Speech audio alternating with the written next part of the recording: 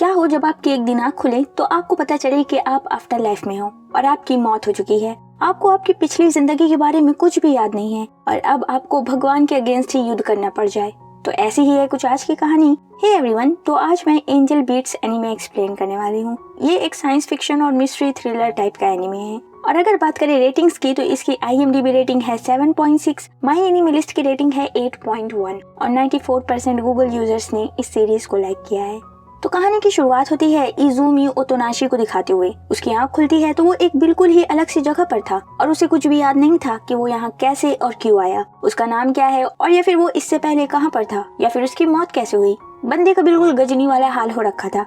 खैर, यहाँ पर उसे एक लड़की नजर आती है जो कि इजुमी से कहती है, वेलकम टू आफ्टर लाइफ। तुम यहाँ हो इसका मतलब है कि तुम मर चुके हो। इजुमी बिल्कुल कंफ्यूज हो जाता है और कहता है, बहन आखिर तुम कहना क्या चाहती हो। यूरी कहती है, देखो हमारी फोर्स ज्वाइन कर लो, तुम्हें सब समझ में आ जाएगा। यूरी ने एक दूसरी लड़की जिसका नाम एंजल होता है उस पर निशाना लगा रखा था। इजुमी कहता है, तुम्हारे पास गन है और तुमने एक दूसरी लड़की पर निशाना लगा रखा है तो मैं तुम पर बिलीव कैसे करूँ। तभी यूरी का टीममेट हिनाता वहाँ पर ये कहते हुए आता है, हे यूरी, क्या तुमने न्यू टीममेट पटा लिया। एंड ये सुनकर इजुमी समझ जाता है कि ये लोग उसे अपनी बातों में ले रहे हैं और फिर इसी के साथ वो एंजल की तरफ निकल जाता है और उसके पास पहुंचकर उसे बताता है कि हे, तुम पर किसी ने निशाना लगा रखा है। वैसे मैं थोड़ा ठीक फील नहीं कर रहा हूँ, तो क्या तुम मुझे हॉस्पिटल का रास्ता बता सकती हो। इस पर एंजल कहती है कि यहाँ कोई भी हॉस्पिटल एग्जिस्ट नहीं करता क्योंकि यहाँ पर कभी कोई बीमारी नहीं पड़ता। एंजल की बात सुनकर इजुमी गुस्सा हो जाता है और कहता है, क्या मतलब है, तुम सभी मिलकर मुझे बेवकूफ क्यों बना रहे हो। अच्छा ठीक है, अगर जो भी तुम कह रही हो वो सच है तो मुझे साबित करके दिखाओ। इस पर एंजल अपना हथियार निकालती है और इजुमी पर अटैक कर देती है और इसी के साथ ये सीन यहीं पर कट हो जाता है। फिर अगली सीन में जब इजुमी की आँख खुलती है तो वो मेडिकल रूम में था, बिल्कुल सही सलामत, और उसके शर्ट पर बहुत सारा खून लगा हुआ था। इजुमी बिल्कुल घबरा कर उठता है और कहता है कि मुझे यहाँ से जल्द निकलना होगा। वो वहाँ से निकल पाता उससे पहले ही यूरी का एक टीममेट वहाँ पर आ जाता है जो कि कहता है, तुम ही हो ना जिसने कल यूरी को ऑफर रिजेक्ट करके उसकी इंसल्ट की।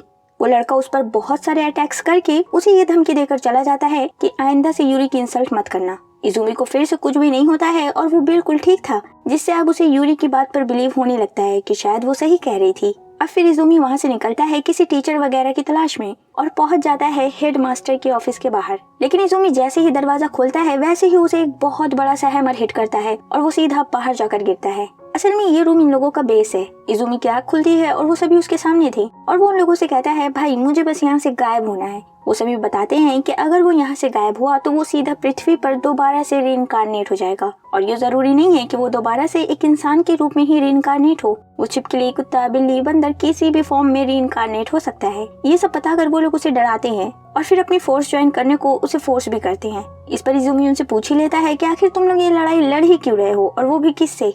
इस पर यूरी उसे जवाब देती है कि गॉड से। देखो, यहाँ पर जितने भी लोग हैं वो सभी गॉड के रूल्स को सिंपली फॉलो करके एकदम कायदे से रहते हैं और यहाँ से ग्रेजुएशन होने के बाद उन्हें वापस से पृथ्वी पर रीइंकारनेट कर दिया जाता है। लेकिन जो लोग गॉड के रूल्स को फॉलो नहीं करते हैं, जैसे कि ये लोग, वो लोग हमेशा के लिए इसी जगह पर रह जाते हैं। लेकिन ये लोग ऐसा क्यों कर रहे हैं, हमेशा इसी जगह पर क्यों रहना चाहते हैं, रीइंकारनेट क्यों नहीं होना चाहते। भाई यही तो मेन स्टोरी है, धीरे धीरे हमें सब पता चलेगा। तो इतनी सारी बातें सुनने के बावजूद इजुमी को कुछ भी सही से समझ नहीं आता, जिस पर यूरी कहती है कि फोर्स ज्वाइन कर लो, जिसके बाद उसे धीरे धीरे सब समझ आ जाएगा। एंड इस तरह से इजुमी ना चाहते हुए भी ज्वाइन कर लेता है। इसके बाद यूरी जो कि इस टीम की लीडर है वो इजुमी को सभी से इंट्रोड्यूस कराती है। अब यहाँ पर हमें सबका नाम जानने की जरूरत नहीं है, अगर सबका नाम बता भी दिया तो आप खुद ही कंफ्यूज हो जाओगे। बाय द वे, अब नेक्स्ट सीन में यूरी इजुमी को इस जगह के बारे में सब कुछ बता रही होती है, जैसे कि यहाँ पर लगभग 2000 स्टूडेंट्स हैं जिनकी ना ही एज बढ़ती है और ना ही वो कभी मरते हैं और एंजल स्टूडेंट काउंसिल की हेड है, मतलब स्कूल में उसी की चलती है और जो रूल्स को फॉलो नहीं करते हैं वो उन्हें पनिश भी करती है। फिर इजुमी पूछता है, तो क्या गॉड सच में एग्जिस्ट करते हैं। यूरी कहती है, पता नहीं, मैंने भी कभी उन्हें नहीं देखा है, लेकिन मुझे बिलीव है कि वो एग्जिस्ट करते हैं। फिर इसके बाद हमें इजुमी का मकसद पता चलता है कि असल में उसने इनकी टीम तब तक लिए ज्वाइन की है जब तक कि उसकी याददाश्त वापस नहीं आ जाती। खैर, अब ये सभी मिलकर ऑपरेशन टोर्नेडो के लिए प्लान कर रहे होते हैं। अरे कुछ नहीं, बस इस ऑपरेशन में ये लोग स्टूडेंट से लंच टिकट्स चुराने वाले हैं। अब ये लोग स्कूल के रूल्स और रेगुलेशन तो फॉलो करते नहीं हैं, इस वजह से इन्हें लंच टिकट्स नहीं मिलते। तो सब कुछ प्लान होने के बाद अगले पल ये सभी अपनी अपनी लोकेशन पर थे और वहीं टीम की लड़कियां कॉन्सर्ट को स्टार्ट करती हैं और एक एक करके सारे स्टूडेंट्स इकट्ठा हो जाते हैं। लेकिन इतनी रात को कॉन्सर्ट करना रूल के खिलाफ था, जिस वजह से एंजल निकल पड़ती है इन्हें रोकने के लिए और उसका सामना होता है इजुमी से। वो इजुमी की तरफ बढ़ रही होती है एंड तभी उसे रोकने के लिए इजुमी उस पर शूट कर देता है। गोली खाकर भी एंजल आगे बढ़ी जा रही थी और तब इजुमी काफी ज्यादा डर जाता है कि ये तो रुक ही नहीं रही है। इजुमी उस पर फिर से अटैक करता है लेकिन एंजल खुद को बचा लेती है एंड तभी बाकी के कुछ मेंबर्स भी वहाँ पर आ जाते हैं और वो सभी मिलकर उस पर अटैक करते हैं। वहीं स्टूडेंट्स कॉन्सर्ट में बिल्कुल खो चुके थे एंड सेम टाइम पर टीम की लड़कियां एक बहुत ही बड़ा सा फैन ओपन कर देती हैं, जिससे सारे टिकट्स उड़कर बाहर गिरते हैं और ये सभी उसे लेकर वहाँ से निकल जाते हैं। फिर अगले सीन में ये सभी बैठकर लंच कर रहे थे एंड इजुमी यही सोच रहा था कि क्या सच में असली विलेन एंजल ही है।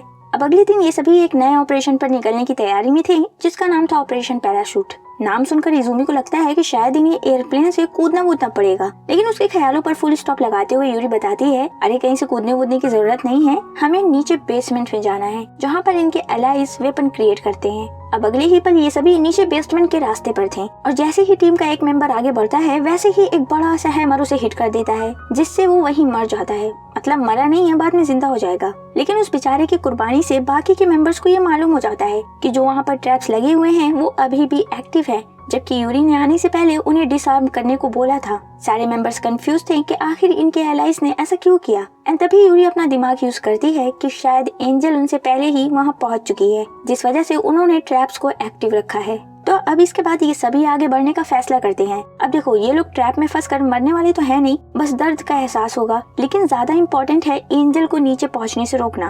खैर, अब ये लोग आगे बढ़ना शुरू करते हैं और जैसे जैसे आगे बढ़ते हैं वैसे वैसे एक एक मेंबर्स डिफरेंट ट्रैप में फंस कर मरते जाते हैं एंड अब बिल्कुल लास्ट में सिर्फ इजुमी और यूरी ही बचे हुए थे। यहाँ पर यूरी को थोड़ा सा बुरा भी लग रहा होता है कि वो कैसे लीडर है, उसके सारे के सारे मेंबर्स मर गए। चलो माना कि जिंदा हो जाएंगे, लेकिन ऐसे तो वो एक बुरी लीडर ही साबित हुई। अब दोनों वहीं पर बैठ जाते हैं एंड तब इजुमी पूछता है कि आखिर तुम लीडर कैसे बनी। यूरी बताती है कि असल में वो पहली थी जिसने एंजल के खिलाफ बगावत की थी, जिस वजह से वो लीडर बनी। फिर वो अपनी बैक स्टोरी भी शेयर करती है। यूरी के 3 भाई बहन थे, जिनमें से वो ही सबसे बड़ी थी। गर्मी की छुट्टी का समय था और पेरेंट्स घर पर नहीं थे एंड तभी कुछ बंदे यूरी के घर में घुस आए। घर में उन्हें कुछ भी नहीं मिला और तब उन्होंने बच्चों को पकड़ा। यूरी उनमें से बड़ी थी तो वो उसे फोर्स करते हैं पैसा ढूंढ कर लाने को। यूरी कहती रह जाती है कि उसे नहीं पता कि पैसे कहाँ हैं, लेकिन उसे सिर्फ 10 मिनट का वक्त मिला कुछ भी ढूंढ कर लाने को। यूरी पूरे घर में ढूंढती रहती है लेकिन उसे कुछ भी नहीं मिलता। पुलिस तकरीबन आधे घंटे बाद वहाँ पहुंची। अकेले यूरी ही सरवाइव कर पाई थी,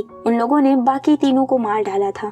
तो यही वो रीजन है कि यूरी वापस से रीइंकार्नेट नहीं होना चाहती, उसे दोबारा से ऐसी अनफेयर लाइफ नहीं चाहिए। इजुमी कहता है, यूरी तुम वाकई में बहुत ही ज्यादा स्ट्रांग हो, ऐसी यादों के साथ जीना भी आसान नहीं होता, फिर भी तुमने लड़ना चुना। अब दोनों जाने के लिए उठते हैं एंड तभी इजुमी कहता है, एक आखिरी सवाल, आखिर तुम्हारी मौत कैसे हुई। यूरी कहती है, नहीं फिक्र ना करो, मैंने सुसाइड नहीं किया था। खैर, अब दोनों फाइनली नीचे पहुंच गए होते हैं और इन लोगों ने तो पूरी इंडस्ट्री ही बना रखी थी। नीचे यूरी वर्कर से बात कर रही होती है एंड तभी इन्हें एक झटका महसूस होता है। ये एंजल थी जो कि ट्रैप्स को पार करके आगे बढ़ रही थी। यूरी कहती है कि तुम सभी को ये जगह छोड़नी होगी, क्योंकि एंजल अब इस जगह को जानती है, वो ऐसे भी वेपन्स नहीं बनाने देगी। टीम का लीडर यूरी के बात से सहमत होता है और अब फिर ये लोग पूरी जगह पर एक्सप्लोजिव सेट करना स्टार्ट कर देते हैं। और यूरी और इजुमी एंट्रेंस पर पहुंचते हैं एंजल को रोकने के लिए और यहाँ पर हमें इनके बीच में एक बहुत ही तगड़ी फाइट भी देखने को मिलती है। लेकिन एंजल यूरी पर भारी पड़ती है और वो उसे मारने वाली होती है कि तभी बाकी के वर्कर्स आकर एंजल का ध्यान भटका देते हैं और अब फिर टीम का लीडर डेटोनेटर को प्रेस करता है, जिससे एक बहुत ही बड़ा सा धमाका होता है और वो पूरी जगह तबाह हो जाती है और एंजल भी उसी में गिर जाती है। फिर नेक्स्ट सीन में हम देखते हैं कि सभी अपनी पुरानी फैक्ट्री में पहुंच गए होते हैं और वहीं टीम के सारे मेंबर्स भी दोबारा से जिंदा हो गए थे। अब अगले सीन में यूरी फिर से एक नए ऑपरेशन के बारे में सबको बताते हुए एक नए बंदे को भी इंट्रोड्यूस करती है, जिसका नाम है ताकेयामा। अब देखो, इस टीम में सभी के सभी गधे हैं, जिस वजह से पिछला ऑपरेशन इतना ज्यादा बुरा गया और लगभग सभी मर गए थे। लेकिन ताकेयामा काफी ज्यादा इंटेलिजेंट बंदा है, तो इसलिए यूरी ने उसे शामिल किया। अब इस ऑपरेशन में ये लोग इस बार एंजल के रूम में घुसने वाले हैं। अब वहाँ जाकर क्या करेंगे ये तो हमें आगे ही पता चलेगा। खैर, अब अगली सीन में इजुमी मसामी के साथ था। मसामी बैंड की मेन वोकलिस्ट है, तो यहाँ पर मसामी भी अपनी मेमोरीज इजुमी से शेयर करती है और हमें उसकी बैक स्टोरी पता चलती है। तो असल में मसामी के पिता अल्कोहलिक थे, जिस वजह से घर में रोज लड़ाई झगड़ा हुआ करता था और इन सब से भागने के लिए मसामी ने म्यूजिक को चुना। फिर धीरे धीरे म्यूजिक में बेहतर होते हुए मसामी ने अपनी पूरी जिंदगी ही सोच ली थी कि वो इस म्यूजिक के जरिए से एक अच्छी जिंदगी गुजार सकती है। लेकिन एक दिन मसामी काम करते हुए अचानक ही बेहोश हो गई। जब उसकी आंख खुलती है तो वो हॉस्पिटल में थी। दरअसल बहुत साल पहले ही पेरेंट्स के बीच में लड़ाई की वजह से उसके सर पर चोट लग गई थी, जिसका असर अब दिख रहा था। मसामी दोबारा कभी नहीं उठ पाई और इस तरह से उसके सारे सपने, एक बेहतर जिंदगी की उम्मीद सब खत्म हो गया। खैर, यहाँ पर मसामी की फ्रेंड उसे बुला लेती है और अब इजुमी को रियलाइज होता है कि उन सभी की लाइफ किसी न किसी तरह से अनफेयर रही है और इसलिए वो लोग गॉड के अगेंस्ट लड़ रहे हैं। अब रात को कॉन्सर्ट स्टार्ट होता है और देखते ही देखते स्टूडेंट्स भी इकट्ठा हो जाते हैं। कॉन्सर्ट को रोकने के लिए एंजल भी वहाँ पहुँचती है और इसी मौके का फायदा उठाते हुए दूसरी तरफ यूरी, इजुमी और ताकुयामा के साथ साथ एंजल के रूम में पहुँचती है, जहाँ पर ताकुयामा सक्सेसफुली एंजल का पीसी अनलॉक कर लेता है और ये लोग डेटा को कॉपी कर पाते हैं। तभी इन्हें खबर मिलती है कि एंजल ने जबरदस्ती कॉन्सर्ट को रोक दिया है और वो वापस लौट रही है। ये सुनकर यूरी एंजल के रूम से निकलने का प्लान करती है, लेकिन सेम टाइम पर मसामी उन बंदों से छूटकर वापस से गाने लग जाती है और इस बार वो एक नया गाना गा रही थी, जिसे सुनकर ऑडियंस तो बिल्कुल खो ही जाती है। वहीं एंजल भी जाते जाते रुक जाती है, जिससे यूरी को टाइम मिल जाता है और वो एंजल से रिलेटेड बहुत सारी इन्फॉर्मेशन देखने में कामयाब हो जाती है। वहीं दूसरी तरफ गाना खत्म होते ही मसामी गायब हो जाती है। अब अगले दिन यूरी सभी से डिस्कस कर रही थी कि एंजल खुद को डिफेंड करने के लिए जो भी स्किल्स का यूज करती है वो उसने खुद ही क्रिएट कर रखी है, बिल्कुल उसी तरह जैसे ये लोग अपने वेपन्स को खुद ही क्रिएट करते हैं। और ये बिल्कुल भी अच्छी बात नहीं है, क्योंकि फिर इससे ये साबित होता है कि असल में गॉड एग्जिस्ट करते ही नहीं है, क्योंकि अगर गॉड सच में होते तो एंजल को अपनी स्किल्स खुद ही क्रिएट करने की क्या जरूरत थी। गॉड उसे वो सब पावर खुद ही दे सकते थे। इसके साथ साथ एक मसला ये भी था कि आखिर मसामी कैसे गायब हो गई। अब इस जगह से गायब होने का एक तरीका तो मैंने आपको पहले ही बता दिया कि चुपचाप रूल्स को फॉलो करो और फिर एक दिन खुद ही डिसअपियर हो जाओगे। लेकिन एक और तरीका भी है जिसके बारे में इन्हें भी नहीं पता और वो हमें आगे पता चलेगा। खैर, अब मसामी के जाने के बाद ये सभी यूई नाम की लड़की को बैंड में शामिल करते हैं। फिर इसके बाद हम देखते हैं कि स्कूल में बॉल डेज नाम का एक इवेंट चल रहा होता है, जिसमें यूरी इन सभी को अपनी अलग अलग टीम बनाकर पार्टिसिपेट करने को कहती है और जो भी टीम स्कूल के बच्चों से हार जाएगी उसे यूरी की तरफ से पनिशमेंट मिलेगी। अब यूरी की पनिशमेंट से डरकर सभी अपनी अपनी टीम बनाने निकल जाते हैं। हिनाटा तो फौरन इजुमी को अपने साथ टीम अप कर लेता है और फिर इसके बाद बेचारा जिसके पास भी जाता है सबने पहले से ही किसी और की टीम ज्वाइन कर ली थी। फिर भी जैसे तैसे करके बेचारे को 7 मेंबर्स मिल ही जाते हैं और इनमें से ज्यादातर लड़कियां थी। अब बाकियों ने जो भी टीम बना रखी थी वो लोग फाइनल्स में नहीं पहुंच पाते, सिर्फ हिनाटा की टीम ही फाइनल्स में पहुंच जाती है और अब एंजल की टीम के साथ उसका मुकाबला होता है। यहाँ पर हिनाटा की टीम काफी ज्यादा बेहतर कर रही थी, उन्हें जीतने के लिए बस एक लास्ट बंदे को आउट करना था। लेकिन तभी बीच में ही ब्रेक के समय हिनाटा इजुमी से शेयर करता है कि वो एक बेसबॉल टीम में ही हुआ करता था और इसी तरह का एक फाइनल मैच चल रहा था जिसमें उसे बॉल को कैच करना था, लेकिन वो नहीं कर पाया था, जिस वजह से उसकी टीम हार गई थी और सभी उससे काफी ज्यादा खफा हो गए थे और इस बात का रिग्रेट उसे मरते दम तक था। ये सब जानकर इजुमी कहता है, तो क्या अगर आज हम ये मैच जीत गए तो क्या तुम गायब हो जाओगे? हिनाटा कहता है, पता नहीं। फिर मैच वापस से कंटिन्यू होता है। इजुमी लास्ट बॉल प्लेयर की तरफ फेंकता है और प्लेयर ने बॉल को हिट कर दी होती है, जो कि सीधा हिनाटा की तरफ ही आ रही थी, बिल्कुल उसी दिन की तरह। हिनाटा सोच रहा होता है कि अगर आज वो इस बॉल को कैच कर ले तो क्या उसका रिग्रेट खत्म हो जाएगा। वहीं इजुमी उसकी तरफ भागते हुए आ रहा था कि बॉल कैच मत करना वरना गायब हो जाओगी। तभी यूई आकर हिनाटा को रोक लेती है एंड इसी के साथ ये लोग मैच हार जाते हैं और सीन यहीं पर कट हो जाता है। अब अगली सीन में यूरी एक प्लान बनाती है एंजल को एग्जाम्स में फेल करने का। वो एग्जाम में फेल होगी, उसकी रैंक घटेगी और इस तरह से उसे प्रेसिडेंट के पद से हटा दिया जाएगा। तो अपने इसी प्लान को अंजाम देने के लिए अब ये सभी एग्जाम रूम में थे। यहाँ पर रैंडम सीट का अरेंजमेंट किया गया था और लकीली ताकुयामा को एंजल के आगे की ही सीट मिल गई होती है। अब एग्जाम खत्म होते ही टीचर पीछे से कॉपी कलेक्ट करने को कहते हैं। सेम टाइम पर यूरी, जिसने हिनाटा की सीट के नीचे एक एक्सप्लोजिव लगा रखा था, वो डेटोनेटर को दबाकर उसे उड़ा देती है, जिससे सभी बच्चे डिस्ट्रैक्ट हो जाते हैं और इस तरह से ताकुयामा एंजल की शीट खुद की शीट से एक्सचेंज करने में कामयाब हो जाता है और ऐसा ये लोग सभी पेपर्स में करते हैं। और अब फाइनली रिजल्ट का दिन आता है। प्लान के मुताबिक एंजल के मार्क्स काफी ज्यादा खराब आए होते हैं, जिस वजह से उसे प्रेसिडेंट के पद से हटाकर काकेरू नाम के लड़के को न्यू प्रेसिडेंट बना दिया जाता है, जिससे यूरी तो काफी ज्यादा खुश होती है कि अब एंजल उनके कामों में दखल नहीं देगी। अब रात को ही फिर से ये लोग एक कॉन्सर्ट करते हैं, जिसके पीठ पीछे दोबारा से लंच टिकट्स चुराने वाले थे। कॉन्सर्ट स्टार्ट हुआ ही था कि वहाँ एंजल पहुँचती है। इजुमी और हिनाटा बाहर तैनात थे। हिनाटा एंजल पर शूट करने ही वाला था क्योंकि उसे लगता है कि एंजल उन्हें रोकने आई है, लेकिन इजुमी उसे रोकता है। वहीं एंजल बिना कुछ किए सीधा कैफेटेरिया में जाकर एक लंच टिकट खरीदती है और यूरी उसे दूर से ऑब्जर्व कर रही थी। सेम टाइम पर टीम के मेंबर्स फैन को ऑन करते हैं जिससे टिकट्स उड़कर बाहर चले जाते हैं और एंजल का टिकट भी उड़ गया था। फिर इसके बाद ये सभी लंच लेने के लिए जाते हैं। तब हिनाटा इजुमी का टिकट देखकर कहता है, अरे तुम्हें तो मापू डोफू का टिकट मिला है, इस डिश को कोई भी नहीं खाता क्योंकि ये बहुत ही स्पाइसी है। इजुमी कहता है, मुझे यही मिला है तो मैं क्या कर सकता हूँ। फिर अब अगली सीन में इजुमी उसी डिश को लेकर बैठा हुआ था और जब वो उसे टेस्ट करता है तो वो डिश वाकई में काफी ज्यादा तीखी थी, लेकिन थोड़ी देर बाद ही उसे उसका टेस्ट अच्छा लगने लगता है। फिर हिनाटा भी जब उस डिश को टेस्ट करता है तो उसे भी वो काफी ज्यादा पसंद आती है। तभी यूरी उन्हें बताती है कि ये टिकट एंजल ने खरीदा था। ये सुनकर इजुमी को काफी ज्यादा बुरा लगता है कि वो बेचारी अपनी फेवरेट डिश खाने आई थी और उसे वो भी नसीब नहीं हुआ। फिर वो कहता है कि क्यों ना हम एंजल को भी अपनी टीम में ज्वाइन कर लें। ये सुनकर टीम का एक मेंबर भड़क जाता है और कहता है कि उसकी वजह से हम लोगों ने काफी ज्यादा दुख और दर्द सहा है, तो ऐसा कभी नहीं होगा। और फिर इसी के साथ ये सीन कट हो जाता है।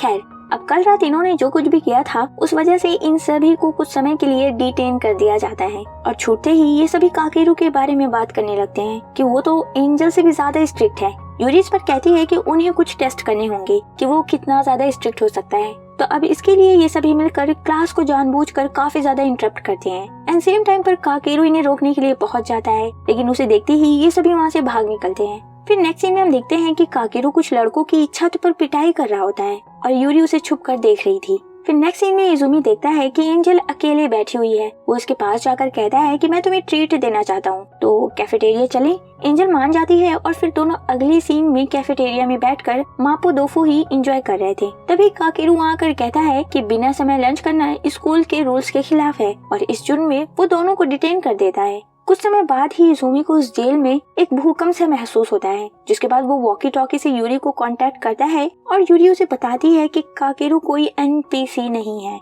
यहाँ पर एनपीसी का मतलब है नॉन प्लेयर कैरेक्टर। अब इस स्कूल में जितने भी स्टूडेंट्स मौजूद है वो सभी इंसान नहीं है और जो इंसान नहीं है उन्हें ही एनपीसी कहा गया है। खैर, यूरी आगे बताती है कि काकेरू ने एक जंग शुरू कर दी है और वो सभी को तकलीफ पहुंचा रहा है और ये सब रोकने के लिए उन्हें एंजल की हेल्प चाहिए। यूरी आगे कुछ कह पाती उससे पहले ही वॉकी टॉकी डिस्कनेक्ट हो जाता है। फिर अब इजुमी एंजल से हेल्प करने को कहता है। एंजल मान जाती है क्योंकि उसके पास ना मानने का कोई रीजन तो था नहीं। फिर अब उसकी हेल्प से इजुमी सेल से निकलने में कामयाब होता है। फिर दोनों बाहर पहुंचते हैं और बाहर का नजारा देखकर तो इजुमी बिल्कुल शॉक हो जाता है क्योंकि काकेरू ने कत्लेआम कर रखा था। यूरी के साथ साथ उसके सभी टीममेट्स घायल पड़े हुए थे। यहाँ पर काकेरू खुद को इस जगह का गौर घोषित करता है और जो भी उसके अगेंस्ट खड़ा होगा वो उन्हें इस जगह से गायब कर देगा। इजुमी इसके अगेंस्ट में जवाब देता है कि तुम ऐसा कुछ भी नहीं कर सकते। अब इस पर काकेरू बताता है कि आखिर मसामी कैसे गायब हुई। तो दरअसल मसामी का ड्रीम था लोगों तक अपना म्यूजिक पहुंचाना, लोगों की म्यूजिक के थ्रू हेल्प करना, लेकिन लास्ट में वो बीमार पड़ गई और उसका ये सपना अधूरा रह गया। लेकिन यहाँ आफ्टर लाइफ में फाइनली उसका ड्रीम पूरा हुआ। वो लोगों तक अपना म्यूजिक पहुंचा पाई और अपना आखिरी गाना गाते समय उसने खुद भी इस बात को रियलाइज कर लिया, जिस वजह से उसे मुक्ति मिल गई। तो इससे हमें ये समझ में आता है कि जिनकी अधूरी ख्वाहिश है या फिर रिग्रेट है, अगर वो उससे ओवरकम कर लें तो इस जगह से गायब हो जाएंगे, मीन्स उन्हें मुक्ति मिल जाएगी। जैसे कि हिनाटा का ही एग्जांपल ले लो, अगर उसने बॉल कैच कर ली तो उसका रिग्रेट खत्म हो जाएगा और शायद वो फाइनली रेस्ट इन पीस हो सकता है। खैर, बैक टू द स्टोरी। सारी डिटेल्स बताने के बाद काकेरू यूरी को हिप्नोटाइज करता है ताकि वो उसे फील करा सके कि उसका मकसद पूरा हो चुका है और वो फाइनली रेस्ट इन पीस हो सकती है। काकेरू अपने मकसद में पूरा हो पाता उससे पहले ही इजुमी आकर उसे जोर से हिट करता है और कहता है कि आई नो तुम्हारी भी जिंदगी मुश्किल रही होगी, लेकिन इसका मतलब ये नहीं है कि तुम उसका बदला दूसरों पर निकालो। एंड इसी के साथ हम काकेरू की बैक स्टोरी देख पाते हैं। दरअसल काकेरू एक बहुत ही बड़े पॉटर फैमिली से बिलोंग करता था। उसका एक ट्विन ब्रदर भी था जो कि उससे ज्यादा अच्छा था पॉटरी में,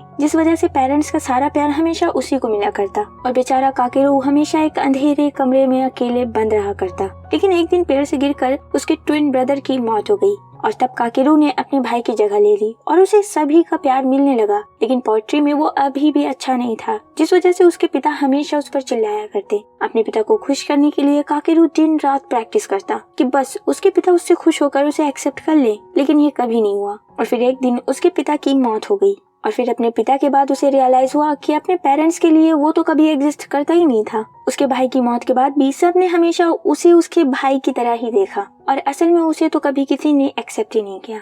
ये पूरी कहानी सुनने के बाद इजुमी उसे हक कर लेता है और कहता है कि तुम एग्जिस्ट करते हो हमारे लिए यहाँ पर, इस पल में तुम हो, ना कि तुम्हारा भाई। सो फाइनली पहली बार किसी ने काकेरू को एक्सेप्ट कर लिया था एंड इसी के साथ ये एपिसोड भी यहीं पर खत्म हो जाता है। तो एपिसोड स्टार्ट होता है और हम देखते हैं कि काकेरू ने भी अब इनकी टीम ज्वाइन कर ली होती है और वो इजुमी से काफी ज्यादा अटैच भी हो चुका था। खैर यूरी अब इन दोनों को एक डिफरेंट रूम में बुला कर ले जाती है और काकेरू से इजुमी को हिप्नोटाइज कर उसकी मेमोरीज वापस लाने को कहती है। ये सुनते ही इजुमी हेजिटेट करने लग जाता है। इस पर यूरी कहती है क्या हुआ, तुम अपनी याददाश्त वापस नहीं पाना चाहते? इजुमी मन में कहता है पाना तो चाहता हूँ, लेकिन अगर मेरी याददाश्त वापस आने से मैं गायब हो गया तो मुझे अब इनके साथ टाइम स्पेंड करना अच्छा लगने लगा है। इतने पर ही यूरी इजुमी को पुकार कर उसके ख्यालों से बाहर निकालती है और अब फिर काकेरू इजुमी को हिप्नोटाइज करता है और इसी के साथ हम इजुमी की बैक स्टोरी देख पाते हैं।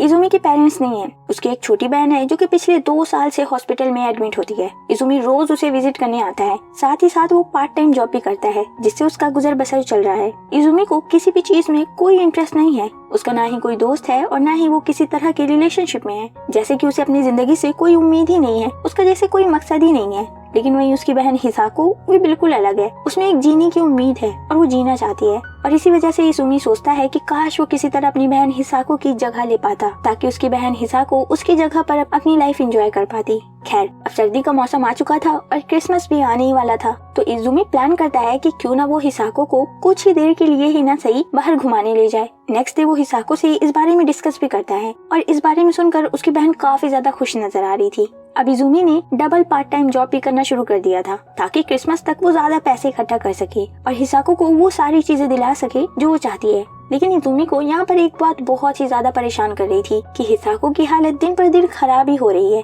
बाय द वे, तो आज फाइनली क्रिसमस का ही दिन था और जिस बात का डर था वही हुआ। डॉक्टर्स ने परमिशन नहीं दी, जिसके बाद इजुमी चुपके से बिना परमिशन के ही हिसाको को बाहर ले आता है। इजुमी यहाँ पर काफी ज्यादा खुश था और वो अपनी बहन से बातें करते हुए चलता जा रहा था, लेकिन वहीं हिसाको की आवाज धीरे धीरे धीमी होती जा रही थी और इसी के साथ सीन कट हो जाता है। फिर अगले सीन में हमें पता चलता है कि हिसाको की डेथ हो गई है। उसकी डेथ के बाद इजुमी वाकई में अब अकेला हो चुका था। हिसाको ही तो उसके जीने का मकसद थी, उसकी जरूरतें पूरी करने के लिए ही तो वो जी रहा था, लेकिन अब उसका वो मकसद भी उससे छिन चुका था। इन सभी ख्यालों में वो खोया हुआ जा ही रहा था और तभी वो रास्ते में एक छोटी सी लड़की को हॉस्पिटल से डिस्चार्ज होते हुए देखता है और उसे देखकर वो डिसाइड कर लेता है कि अब वो जीने का एक नया मकसद ढूंढेगा। इजुमी अब दिल लगाकर पढ़ता लिखता है और समय बीतता है। हम देखते हैं कि इजुमी ट्रेन में था और उसके हाथ में कॉलेज का एप्लीकेशन था। आज वो एग्जाम देने के लिए जा रहा था, लेकिन अचानक ही ट्रेन का एक्सीडेंट हो जाता है। इसी के साथ ये सीन कट हो जाता है और सीन वापस से प्रेजेंट टाइम में शिफ्ट होता है। यूरी इजुमी से पूछती है तो क्या तुम्हें कुछ याद आया? इजुमी जवाब देता है प्लीज मुझे कुछ समय के लिए अकेला छोड़ दो। दोनों रूम से बाहर चले जाते हैं और तभी इजुमी फूट फूट कर रोने लग जाता है कि पूरी जिंदगी उसने बिना मकसद के गुजार दी और जब लास्ट में उसे एक मकसद मिला भी तो वो उसे पूरा किए बिना ही मर गया। ये सब सोचकर वो काफी ज्यादा रोता है एंड सीन इसी के साथ कट हो जाता है। फिर अब थोड़ी देर बाद इजुमी बाहर आता है जहाँ पर यूरी उसे थोड़ा सा चेयर अप वगैरह करती है। फिर अब अगले सीन में ये सभी एक नए ऑपरेशन की तैयारी में थे जिसका नाम था ऑपरेशन मॉन्स्टर स्ट्रीम। नाम सुनकर लगता है कि शायद किसी मॉन्स्टर से लड़ेंगे, तभी हिनाटा बताता है कि नहीं, वो लोग बस फिशिंग करने जा रहे हैं। इस पर इजुमी मन में कहता है इन बेवकूफों ने इतने अजीबोगरीब नाम क्यों रखे हैं। खैर अब अगले सीन में ये सभी रिवर की तरफ निकलते हैं। रास्ते में इजुमी को एंजल दिखती है तो वो उसे भी अपने साथ ले लेता है। अब रिवर के पास पहुंचकर सभी फिशिंग करना स्टार्ट करते हैं और यहाँ पर एंजल ने रिवर मॉन्स्टर को ही पकड़ लिया था। बाकी के टीममेट्स एंजल की हेल्प करते हैं जिससे एंजल रिवर मॉन्स्टर को निकालने के साथ साथ उसके वहीं पर टुकड़े टुकड़े कर डालती है। अब इतनी बड़ी फिश मिल तो गई थी, लेकिन इसे खाएगा कौन? इसलिए ये लोग प्लान करते हैं फिश को सभी स्टूडेंट्स के साथ बांटने का। अगले सीन में ये लोग फिश को पकाकर डिस्ट्रीब्यूट कर रहे थे। वहीं इजुमी एंजल से कहता है कि अब जब वो लोग दुश्मन नहीं रहे तो एंजल उन लोगों के साथ हैंग आउट कर सकती है। एंजल को कोई एतराज नहीं होता है और वो इजुमी की बात पर एग्री करती है। अब फिर रात को ये सभी सारे बर्तन वगैरह समेट रहे थे एंड तभी यहाँ पर यूरी काफी ज्यादा बुरी हालत में आती है और इजुमी पूछता है ये किसने किया? यूरी बताती है एंजल ने। इजुमी कहता है ये कैसे हो सकता है, वो पूरे टाइम तो मेरे साथ थी। और तभी हम व्यूअर्स यहाँ पर एक दूसरी एंजल को देख पाते हैं। इस वाली एंजल की आंखें लाल है तो हम इसे रेड एंजल बुलाएंगे। रेड एंजल कहती है कि इतनी रात तक बाहर रहना रूल्स के खिलाफ है और फिर वो उन पर अटैक करने के लिए जैसे ही आगे बढ़ती है तभी हमारी वाली एंजल भी आगे बढ़ती है और इस तरह से ये दोनों ही एक दूसरे पर अटैक कर देती हैं और इसी के साथ ये सीन कट हो जाता है। नेक्स्ट सीन में एंजल मेडिकल रूम में थी और ये सभी हैरान थे कि आखिर 2 एंजल कैसे हो सकती हैं। तभी यूरी बताती है कि ये असल में एंजल की ही एक स्किल है जिसका नाम है हार्मोनिक्स। इसमें एंजल अपने क्लोन क्रिएट कर सकती है। दरअसल जब एंजल ने उस फिश मॉन्स्टर पर अटैक किया था उसी वक्त उसने गलती से अपना एक क्लोन क्रिएट कर दिया था।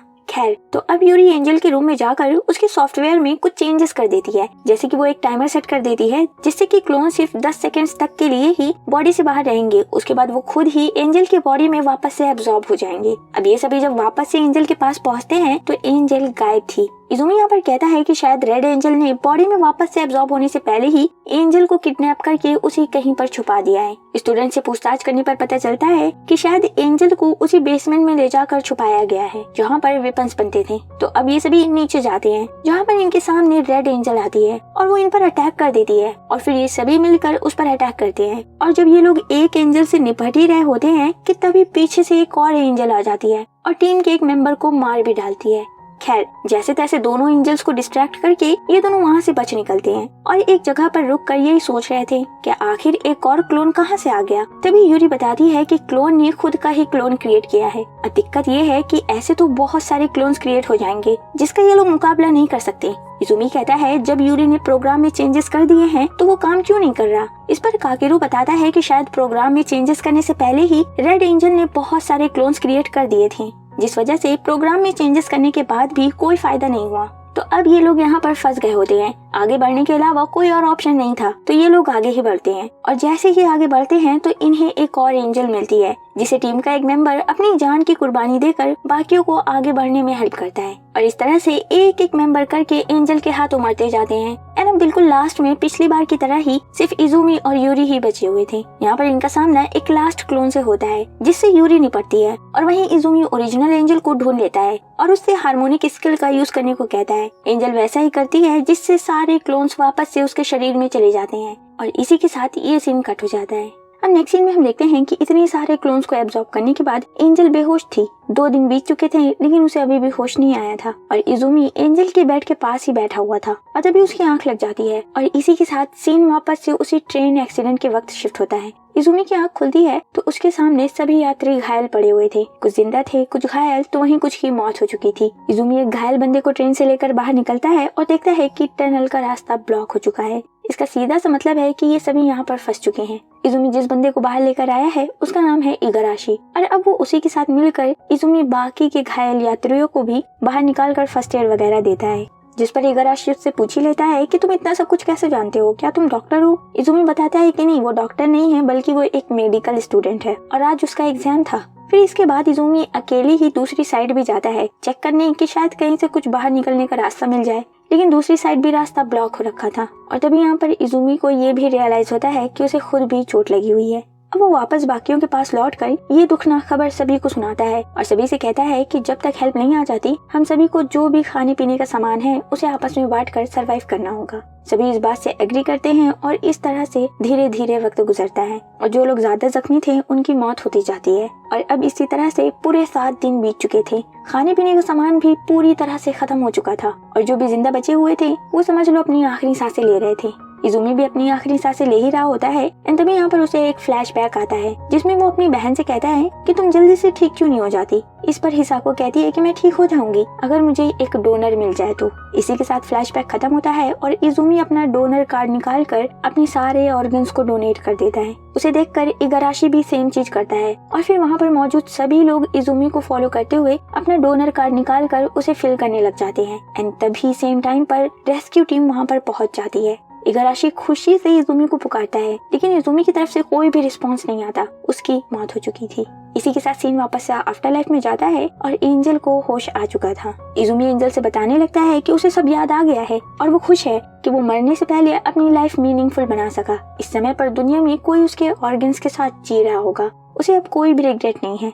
इस पर एंजल कहती है तुम्हारा रिग्रेट खत्म हो चुका है लेकिन फिर भी तुम गायब नहीं हुए, तो जब तक तुम यहाँ हो मेरी हेल्प करो। दरअसल एंजल भी यही चाहती है कि यूरी और उसके टीममेट्स सिंपली रूल्स को फॉलो करें जिससे वो लोग रीइंकार्नेट हो सकें, लेकिन वो लोग तो अपनी पास्ट लाइफ को ही लेकर बैठे हुए हैं। इज़ुमी कहता है हाँ वो भी ऐसा ही चाहता है कि सभी एक साथ यहाँ से निकलें। तो अब इज़ुमी और एंजल आपस में टीम अप होकर ये प्रॉमिस करते हैं कि वो सभी की हेल्प करेंगे यहाँ से एक साथ ग्रेजुएट होने में। बाय द वे, तो यूरी के टीममेट्स ने अब कन्फेशन कर लिया होता है कि उन्होंने एग्जाम्स में एंजल की शीट एक्सचेंज की थी, जिस वजह से एंजल को दोबारा से स्टूडेंट काउंसिल प्रेसिडेंट बना दिया जाता है। अब इज़ुमी सबसे पहले यूई को टारगेट करता है। उसकी बैक स्टोरी जानने के लिए वो एंजल के साथ मिलकर प्लान बनाता है। नेक्स्ट सीन में हम देखते हैं कि इनका प्लान काम कर गया था और अब यूई इज़ुमी से अपनी बैक स्टोरी बता रही होती है। तो दरअसल यूई का बचपन में एक एक्सीडेंट हुआ था जिसकी वजह से वो पैरालाइज हो गई थी और उसकी पूरी लाइफ बेड पर ही गुजरी। और अब वो यहाँ आफ्टर लाइफ में वो सभी काम करना चाहती है जो कि वो अपनी जिंदगी में नहीं कर पाई थी, जैसे कि गिटार बजाना, बेसबॉल, सॉकर, रेसलिंग, ये सारी चीजें।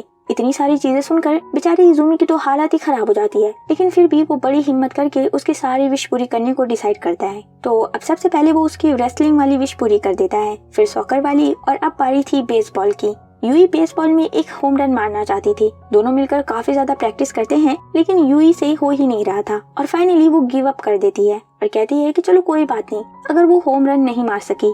इस पर इज़ुमी पूछता है क्या कुछ और भी है जिसे वो करना चाहती है। यूई कहती है हाँ, शादी। क्या तुम मुझसे शादी करोगी? इतनी अचानक से ऐसी विश सुनकर इज़ुमी कोई जवाब ही नहीं दे पाता, लेकिन इतने पर ही वहाँ हिनाटा पहुँचता है और वो कहता है कि हाँ, मैं करूँगा तुमसे शादी। फिर हिनाटा उसे एक पूरा विजन दिखाता है कि किस तरह से दोनों पृथ्वी पर मिले होते। हिनाटा एक होम रन मारता, बॉल सीधा यूई के घर में गई होती और जब हिनाटा उस बॉल को लेने जाता तब पहली बार इन दोनों की मुलाकात होती। उस दिन के बाद से ही हिनाटा यूई को रोज विजिट करने आता और फिर धीरे धीरे दोनों और भी ज्यादा क्लोज हो जाते and then they fell in love. So finally यूई की विश पूरी हो जाती है, जो लाइफ उसे कभी मिली ही नहीं, हिनाटा ने काइंड ऑफ उसे इमेजिन करा दी थी जिससे वो खुश थी। और फाइनली उसका रिग्रेट खत्म हो जाता है और वो रेस्ट इन पीस हो जाती है।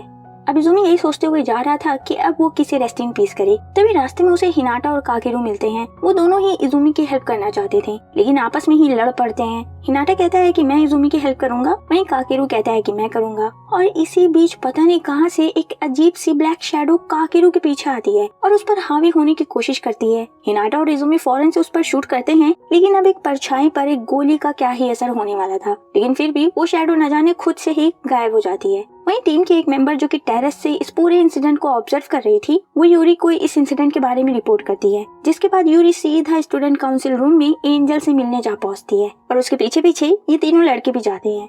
यूरी एंजल से पूछती है कि कहीं ये शैडो उसके कोई न्यू स्किल तो नहीं है। एंजल कहती है नहीं। यूरी को फिर भी एंजल पर भरोसा नहीं होता है, तो वो ताकेयामा को एंजल के रूम में भेजकर उसका प्रोग्राम चेक करवाती है, लेकिन ताकेयामा को एंजल के प्रोग्राम में कोई गड़बड़ नजर नहीं आती, जिससे यूरी कन्विंस हो जाती है। और जब ये सब बातचीत चली रही होती है तभी इन्हें गोलियों की आवाज सुनने को मिलती है। बाहर जाकर देखते हैं तो बहुत सारी शैडोज ने टीम के कुछ मेंबर्स को घेर रखा था। ये लोग फौरन से उनकी हेल्प करने के लिए जाते हैं और जब ये सब मिलकर शैडो से लड़ रहे थे तभी यूरी ध्यान देती है कि पास में खड़ा एनपीसी ही शैडो बन जाता है। खैर, तो ये लोग शैडो को भगाने में कामयाब हुए ही थे कि तभी टीम का एक मेंबर आकर बताता है कि ताकामात्सु को शैडो ने खा लिया। ये सभी फौरन से स्पॉट पर पहुंचते हैं। वहाँ पर ताकामात्सु का सिर्फ चश्मा ही पड़ा हुआ था। आई विटनेस बताता है कि ताकामात्सु पूरी तरह से शैडो में कवर हो चुका था और फिर अचानक ही जमीन के अंदर चला गया। ये सब सुनकर ये सभी बिल्कुल कंफ्यूज हो जाते हैं कि आखिर ये चल क्या रहा है, इससे पहले तो ऐसा कुछ कभी नहीं हुआ। अब थोड़ी देर बाद ही ये लोग ताकामात्सु को ढूंढ निकालते हैं। वो क्लास में बैठा हुआ था।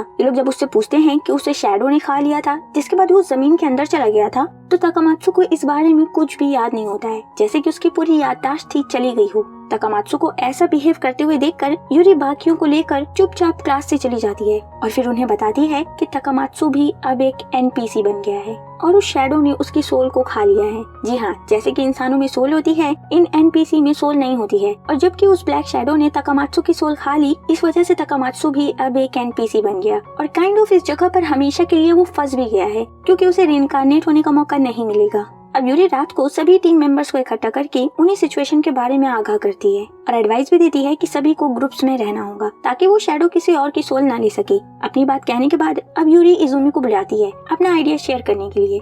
जी हाँ, तो इज़ुमी जो छुपकर सभी को मुक्ति दिलाने का काम कर रहा होता है, यूरी ऑलरेडी उसके बारे में जानती थी। इज़ुमी अब उन सभी को समझाता है कि उन्हें अपनी पास्ट लाइफ को भुलाकर एक नई जिंदगी की तरफ बढ़ना चाहिए। कब तक यहाँ पर फंसे रहेंगे? एक नई जिंदगी उन सभी का इंतजार कर रही है। अब इन सभी के पास दो ऑप्शंस थे, इज़ुमी की बात मानकर रेस्ट इन पीस हो जाए या फिर वो शैडो उनकी सोल खा ले, जिससे वो लोग हमेशा इसी जगह पर फंसे रह जाएंगे। यूरी ये फैसला उन सभी पर छोड़ती है कि वो लोग क्या तय करते हैं। फिर इसी के साथ यूरी निकल जाती है ये पता करने के लिए कि आखिर इन शैडोज का राज क्या है। वहीं सारे मेंबर सोच रहे होते हैं कि उन्हें क्या चुनना चाहिए। फिर सीन जाता है यूरी की तरफ, जो कि हथियार वगैरह तैयार कर रही थी और इस दौरान वो उसी सीन के बारे में सोच रही थी जब वो एनपीसी शैडो में बदल गया था। इससे ये साबित होता है कि इसके पीछे किसी इंसान का ही हाथ है जो कि सॉफ्टवेयर का यूज करके ये सब कर रहा है। अब यूरी सीधा कंप्यूटर लैब में पहुंचती है जहाँ पर एक बंदा कंप्यूटर यूज कर रहा था। यूरी को उसी पर शक होता है और फिर वो उससे पूछताछ करने लग जाती है। वो बंदा बताता है कि अरे वो तो बस कंप्यूटर सेटअप करने आया था, काफी टाइम से कंप्यूटर्स गायब हो रहे हैं जिस वजह से उसे रोज ये काम करना होता है। उस बंदे की ये बात से यूरी का जो एक शक था वो अब यकीन में बदल जाता है और उस बंदे के वहाँ से जाते ही यूरी पूरा कंप्यूटर लैब सर्च करने लगती है और फाइनली उसे फ्लोर पर एक सीक्रेट रास्ता मिलता है जो कि सीधा बेसमेंट की तरफ जा रहा था। अब अगले दिन टीम के सभी मेंबर्स इजुमी के पास पहुंचते हैं। वो सभी तैयार थे रेस्ट इन पीस होने के लिए। उन लोगों ने अपने रिग्रेट्स को एक्सेप्ट कर लिया था और यहाँ पर इजुमी के सामने ही सभी एक साथ गायब हो जाते हैं। फिर इसके बाद जब ये तीनों बाहर आते हैं तो हर तरफ सिर्फ ब्लैक शैडोज थी। लगभग सारे के सारे एनपीसी ही शैडो बन चुके थे। बेचारी ये तीनों इतनी सारी शैडोज से लड़ना स्टार्ट करते ही हैं कि तभी सेम टाइम पर टीम के कुछ मेंबर्स जो कि अभी गायब नहीं हुए थे वो लोग वहाँ पर आ जाते हैं और फिर ये सभी मिलकर उन शैडोज से लड़ते हैं। इसी के साथ सीन वापस से यूरी की तरफ जाता है और वो बेसमेंट में आगे बढ़ रही होती है और तभी उसका रास्ता रोकने शैडोज वहाँ पर आ जाती हैं। यूरी उन शैडोज पर अटैक करते हुए आगे बढ़ती है और वो जैसे जैसे आगे बढ़ रही थी वैसे वैसे शैडोज की तादाद बढ़ती जा रही थी, जिससे यूरी को समझ आ जाता है कि वो सही रास्ते पर है। लेकिन अब दिक्कत ये थी कि उसकी गोलियां खत्म होने वाली थी और उसे बिल्कुल समझ नहीं आता है कि वो क्या करे। एंड तभी यहाँ पर उसे लीडर चा मिलते हैं जो कि उसे अपनी गन देते हुए कहते हैं तो फाइनली अब जंग खत्म होने वाली है और मेरा अब शायद कोई काम नहीं है। यूरी उन्हें शुक्रिया करती है अब तक उन्होंने जितनी भी उसकी हेल्प की होती है उसके लिए और फिर लीडर चा वहाँ से गायब हो जाते हैं। यूरी अब लड़ते हुए काफी ज्यादा थक गई होती है, इसलिए वो रेस्ट करने के लिए एक जगह पर बैठती है और तभी वहाँ पर शैडोज आकर उस पर हावी होने लगती हैं। यूरी जोर से हेल्प के लिए चिल्लाती है और उसकी आवाज ना जाने कैसे एंजल सुन लेती है। शैडोज यूरी पर पूरी तरह से हावी हो पाती उससे पहले ही सही समय पर एंजल, इजुमी, हिनाटा और काकिरू उसे बचाने आ जाते हैं। फिर अब ये सभी मिलकर शैडोज से निपटते हैं और वहीं यूरी आगे बढ़ती है और अब फाइनली वो उस जगह पर पहुंच गई होती है। यूरी जैसे ही उस रूम के अंदर जाती है तो अंदर बहुत सारे कंप्यूटर्स थे और उन सभी कंप्यूटर में एक ही प्रोग्राम रन हो रहा था, एंजल प्लेयर। इसी प्रोग्राम का यूज करके एंजल ने अपनी स्किल्स क्रिएट की होती है और फिर हम यहाँ पर एक लड़के को देखते हैं जो कि ये सब कंट्रोल कर रहा होता है। असल में ये लड़का कोई इंसान या फिर एनपीसी नहीं है बल्कि एक एआई है। तो यहाँ पर इन दोनों के बीच में काफी लंबी चौड़ी और बिल्कुल कंफ्यूज कर देने वाली बातें होती हैं जिसे मैं सिंपल वे में बताती हूँ, ध्यान से सुनना। तो दरअसल जब यूरी, एंजल और बाकी के ये सभी इस वर्ल्ड में नहीं आए थे तब एक लड़का था जिसे यहाँ इसी आफ्टर लाइफ में एक लड़की से प्यार हो जाता है और जबकि उस लड़की को भी प्यार का एहसास हो गया था तो उसके रिग्रेट्स वगैरह खत्म हो चुके थे एंड वो गायब हो जाती है। लेकिन वो लड़का यहीं रह जाता है और वो गायब नहीं होता। लेकिन वो गायब क्यों नहीं होता ये हम आगे जानेंगे। वो लड़की तो जा चुकी थी लेकिन अब वो लड़का उसकी यादों में दिन पर दिन पागल होता जा रहा था। उस लड़की के वापस से मरकर इस दुनिया में आने के चांसेस सिर्फ 10% थे, क्योंकि आफ्टर लाइफ की इस दुनिया में सिर्फ वही आते हैं जिनकी मौत टीन एज में हुई होती है। इतना लंबा वक्त उस लड़की की यादों में गुजारना उस लड़की के लिए काफी ज्यादा मुश्किल था और इसलिए उसने क्रिएट किया एक सॉफ्टवेयर और उस सॉफ्टवेयर की हेल्प से ही वो खुद एक एनपीसी बन गया ताकि बिना यादों के वो उस लड़की का इंतजार कर सके। जी हाँ, इसका सीधा सा मतलब ये होता है कि वो प्रोग्रामर अभी इस समय में इसी दुनिया में एनपीसी के फॉर्म में मौजूद है। खैर, एनपीसी बनने से पहले उस प्रोग्रामर ने एक एआई तैयार किया और प्रोग्राम को कुछ इस तरह से सेट कर दिया कि जब भी इस दुनिया में प्यार बहुत ही ज्यादा बढ़ जाएगा तो सभी इंसान एनपीसी बन जाएंगे और इस तरह से ये साइकिल कंटिन्यू होती रहेगी। मतलब एनपीसी यहाँ पर पहले से ही मौजूद रहेंगे, फिर कुछ इंसान आएंगे और अगर उन इंसानों में प्यार मोहब्बत कुछ ज्यादा ही बढ़ जाएगी तो साइकिल फिर से कंटिन्यू होगी और सभी एनपीसी बन जाएंगे। तो इस समय पर यही हो रहा था और उस प्रोग्रामर ने ऐसा इसलिए किया ताकि किसी और को भी उसकी तरह दर्द न झेलना पड़े।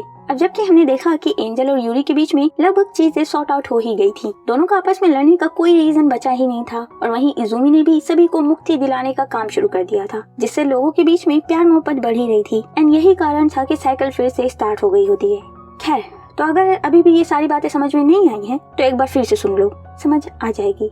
तो अब ये सारी स्टोरी बताने के बाद एआई यूरी को इस जगह का गॉड बनने का ऑफर देता है क्योंकि ये सॉफ्टवेयर इतना पावरफुल है कि यूरी उसकी हेल्प से इस पूरी दुनिया को ही कंट्रोल कर सकती है। लेकिन यूरी ये ऑफर सीधा रिजेक्ट करते हुए उस पूरी जगह को डिस्ट्रॉय कर देती है। फिर वो वहाँ पर बैठी हुई थी एंड तभी उसे एक हेलुसिनेशन होती है कि उसकी बहनें उसके सामने हैं और वो कह रही हैं कि यूरी बस, तुमने बहुत लड़ लिया, अब तुम रेस्ट कर सकती हो। यूरी फूट फूट कर रोने लगती है और इसी के साथ ये सीन यहीं पर कट हो जाता है। अब 3 दिन के बाद यूरी को होश आता है। वो मेडिकल रूम में थी और ये चारों उसके सामने होते हैं। यूरी पूछती है कि तुम लोग अभी भी यहाँ हो, गए क्यों नहीं? इजुमी कहता है उसके बिना वो लोग नहीं जा सकते। फिर ये चारों यूरी को जिम में लेकर पहुंचते हैं जहाँ पर इन्होंने एक छोटी सी ग्रेजुएशन सेरेमनी ऑर्गेनाइज की होती है। दरअसल ये एंजल की विश होती है, क्योंकि उसने अपनी लाइफ में कभी ग्रेजुएशन सेरेमनी एक्सपीरियंस की ही नहीं थी। खैर, ये सभी एक एक करके स्पीच वगैरह देते हैं और फिर सेरेमनी खत्म होते ही सबसे पहले काकेरू आगे बढ़ता है। वो इजुमी को दिल से शुक्रिया बोलता है और इसी के साथ गायब हो जाता है। फिर यूरी की बारी आती है और फिर हिनाटा की। लास्ट में इजुमी और एंजल ही सिर्फ बचे होते हैं। दोनों बाहर जाते हैं एंड तभी इजुमी एंजल से कहता है कि क्या तुम मेरे साथ यहीं पर रुक सकती हो, क्योंकि अगर देखा जाए तो और भी इंसान यहाँ पर आएंगे बहुत सारे रिग्रेट्स के साथ, और फिर यूरी की तरह ही शायद फिर से गॉड के अगेंस्ट लड़ाई वड़ाई शुरू कर दें। तो उन्हें गाइड करने के लिए कोई ना कोई तो यहाँ पर चाहिए, और शायद मेरे यहाँ आने का भी यही मकसद है। तो यहाँ पर अगर देखा जाए तो इजुमी बिल्कुल सही कह रहा है, क्योंकि एक्चुअल में उसे यहाँ होना ही नहीं चाहिए था। उसकी लाइफ तो फुलफिल थी, वो बिना किसी रिग्रेट के मरा था। ऑर्गन्स डोनेट करके उसकी जिंदगी का मकसद पूरा हो चुका था, लेकिन फिर भी इजुमी आखिर इस दुनिया में कैसे पहुंचा। अब देखो, कभी कभी कुछ ऐसे ग्लिच होते हैं जिस वजह से इस दुनिया में ऐसे लोग भी आ जाते हैं जिनकी लाइफ ऑलरेडी फुलफिल होती है। इससे पहले जो प्रोग्रामर था उसके साथ भी बिल्कुल यही हुआ था। उस प्रोग्रामर की लाइफ भी फुलफिल थी, उसे इस दुनिया में नहीं होना चाहिए था, लेकिन किसी ग्लिच की वजह से वो इस दुनिया में आ गया, बिल्कुल इजुमी की ही तरह। बैक टू द स्टोरी, यहाँ पर इजुमी एंजल से अपनी फीलिंग्स वगैरह भी कन्फेस कर डालता है और फाइनली अब एंजल उससे अपनी स्टोरी शेयर करती है। तो दरअसल एक बंदे ने एंजल को अपना दिल डोनेट किया था और एंजल का रिग्रेट ये था कि जिस बंदे ने उसे अपना दिल डोनेट किया था वो उसे कभी शुक्रिया कर ही नहीं पाई। जी हाँ, यहाँ पर आप बिल्कुल सही सोच रहे हो, वो बंदा है इजुमी ही था। और जब इन दोनों की आफ्टर लाइफ में पहली बार मुलाकात हुई थी, उसी टाइम से एंजल ये बात जानती थी कि इजुमी ही उसका डोनर था। सच जानने के बाद इजुमी उसे हक कर लेता है और कहता है नहीं प्लीज मत जाओ। एंजल उसे शुक्रिया करती है और फिर गायब हो जाती है और बेचारा इजुमी बिल्कुल ऐसे तड़प कर ही रह जाता है और इसी के साथ ये सीन भी कट हो जाता है। फिर इसके बाद हमें एक पोस्ट क्रेडिट सीन दिखाया जाता है जिसमें एंजल एक जगह पर खड़ी होती है एंड तभी उसके पास से इजुमी गुजरता है और उसे ऐसा लगता है कि वो एंजल को जानता है। वो उसे जैसे ही अप्रोच करने के लिए आगे बढ़ता है, इसी के साथ ये सीरीज यहीं पर खत्म हो जाती है। वैसे इसकी एक ऑल्टरनेट एंडिंग भी है जिसमें दिखाया गया है कि इजुमी दोबारा रीइंकार्नेट हुआ ही नहीं और अभी भी आफ्टर लाइफ में एंजल का वेट कर रहा है, बिल्कुल उसी प्रोग्रामर की तरह। सो आई होप तुम्हें ये वीडियो पसंद आई होगी। अगर पसंद आ गई होगी तो लाइक, कमेंट, शेयर और सब्सक्राइब कर देना। मिलते हैं नेक्स्ट वीडियो में, तब तक के लिए कीप वॉचिंग, बाय बाय।